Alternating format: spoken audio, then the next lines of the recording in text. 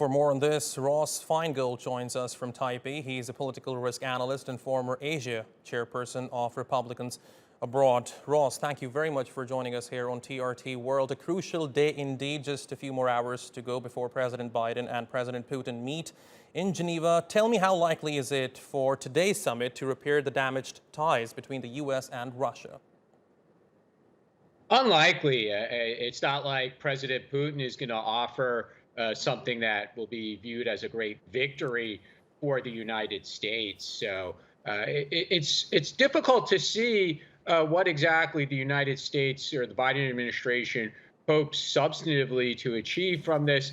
But the interesting thing I've noticed in the previous hours, it seems like the Biden administration is making an effort to manage expectations by saying that, well, President Biden's already said a lot of tough things. And your previous report had some of the clips of some of Biden's statements in the months since he became president.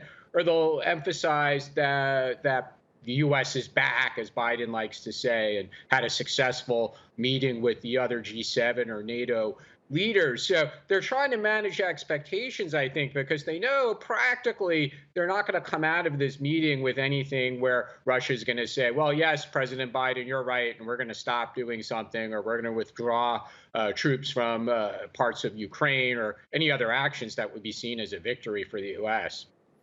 All right, Ross, stay with us. Before I ask you my second question, we want to show our viewers live scenes from Geneva, the city which will host today's summit between President Biden and Russian President Vladimir Putin. Now, Ross, coming back to you, President Biden has been a vocal critic of President Putin. In fact, a few months ago, President Biden called President Putin a killer. So what are the chances of a favorable outcome to come out of this summit?